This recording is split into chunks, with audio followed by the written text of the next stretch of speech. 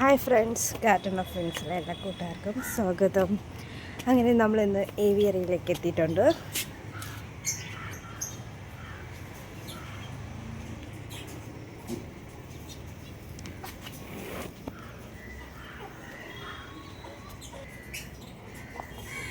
ആരും കണ്ടുപിടിക്കണ്ട, നമ്മുടെ ഏവിയറി ആകെ നാശാഘോഷമായി കിടക്കുകയാണ്.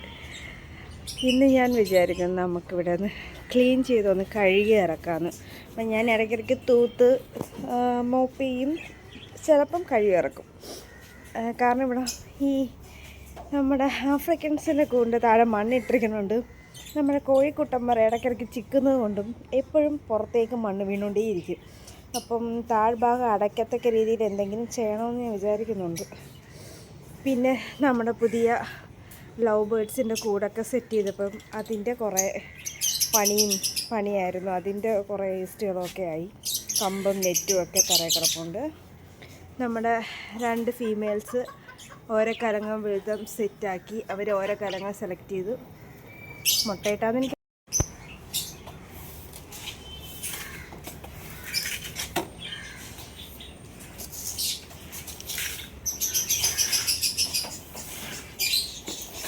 അങ്ങനെ നമ്മുടെ ഏവിയറി ക്ലീനിങ് പരിപാടി നല്ല തകൃതിയായിട്ട് നടക്കുന്നുണ്ട്.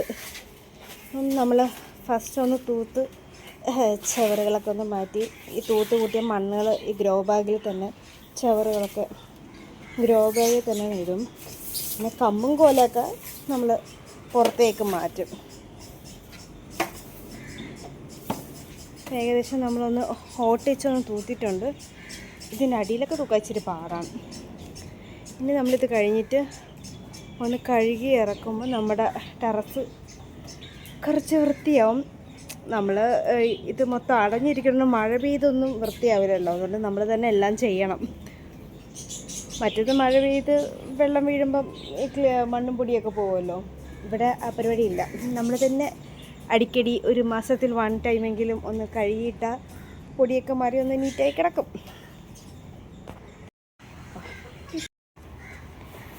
അങ്ങനെ നമ്മുടെ കഴുകിയിറക്കൽ ലാസ്റ്റ് സ്റ്റേജിലോട്ട് എത്തിയിട്ടുണ്ട്. ഒരുവിധം ക്ലീൻ ആയിട്ടുണ്ട്. അടിക്കടി ഇത് ചെയ്താലേ ശരിയാവുള്ളൂ. ആ പെയിൻ്റൊക്കെ പറഞ്ഞു വരുന്നു.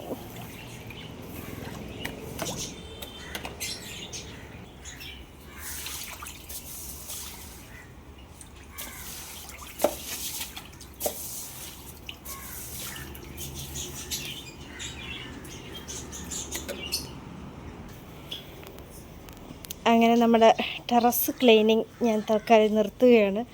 അത്യാവശ്യം വൃത്തിയാക്കിയിട്ടുണ്ട്, കഴിയും പോലെ കഴുകിയിറക്കിയിട്ടുണ്ട്. നിങ്ങളുടെ സഹായം കൊണ്ട്, നമ്മുടെ ഫാൻസി കോഴികളുടെ സഹായം കൊണ്ട് ഇന്ന് തന്നെ ഈ ഭാഗമെല്ലാം പഴയ പോലെ ആവും. അത് വേറെ കാര്യം. അവരെന്തായാലും അവർ കൊത്തിപ്പറക്കുകയും ചിക്കി മണ്ണല്ല, അവർ ചിക്കി കളിച്ചൊക്കെ നടക്കും. അപ്പം എന്തായാലും മണ്ണ് ഇങ്ങോട്ട് വീഴും. പക്ഷെ നനവിൽ മണ്ണ് വീണ് കഴിഞ്ഞാൽ അതൊരു പണിയാണ്. നമ്മളതേപോലെ ഇവരുടെ കൂട്ടിൽ, നമ്മുടെ ബജീസിന് കൊടുത്ത കൂട്ടിൻ്റെ അടിയിൽ മണ്ണ് കുറച്ചിട്ടു. അവരാ മണ്ണിൽ നിന്ന് എന്തൊക്കെ കൊത്തിപ്പറക്കി തരുന്നു. ഒരാൾ മുകളിലൊക്കെ ഇരിക്കുന്നു. അവരാ ഒരു കുഞ്ഞ് ഏരിയ ആയതുകൊണ്ടേ പുറത്ത് ഇരിക്കുമ്പോഴും ആ ഏരിയ നന്നായിട്ട് കാണാൻ പറ്റും, ബേർഡ്സ് ഇരിക്കുന്നത്. ഇവരൊക്കെ പക്ഷേ ഇവിടെ ആയിരിക്കില്ലല്ലോ, എപ്പോഴും അങ്ങോട്ടും ഇങ്ങോട്ടും നമുക്ക് കാണാൻ പറ്റില്ല, മുറ്റത്ത് നിന്ന് കാണാൻ പറ്റില്ല. പക്ഷേ നല്ല രസമാണ്. ഞാൻ ഒരു ദിവസം ഏറ്റവും കൂടുതൽ സമയം സ്പെൻഡ് ചെയ്യുന്നൊരു സ്ഥലമാണിത്.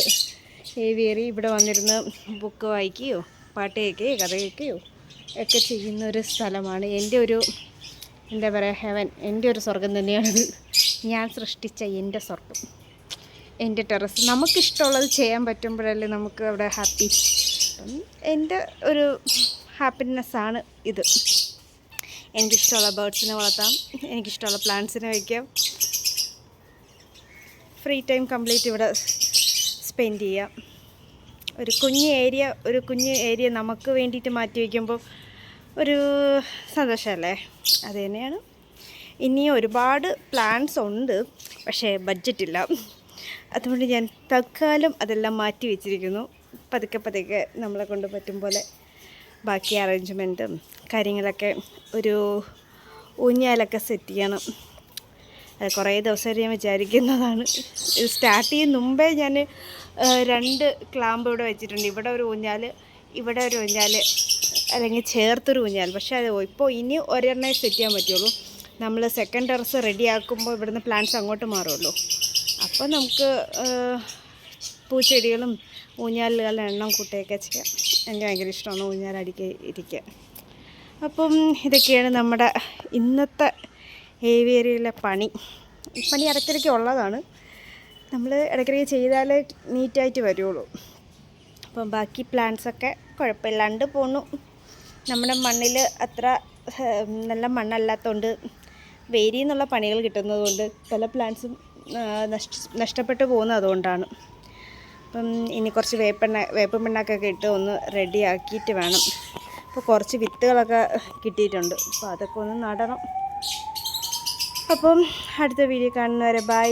എല്ലാവരും ഒന്ന് സപ്പോർട്ട് ചെയ്യുക. നമ്മുടെ ഈ കുഞ്ഞ് ഫാമിലിയെ വലിയ ഫാമിലിയാക്കാൻ വേണ്ടിയിട്ട് സപ്പോർട്ട് ചെയ്യുക, സബ്സ്ക്രൈബ് ചെയ്യുക, കമൻറ്റ് ചെയ്യുക, നിങ്ങളുടെ അഭിപ്രായങ്ങളൊക്കെ അറിയിക്കുക. അപ്പോൾ അടുത്തൊരു വീഡിയോ കാണുന്നവരെ എല്ലാവർക്കും ബൈ.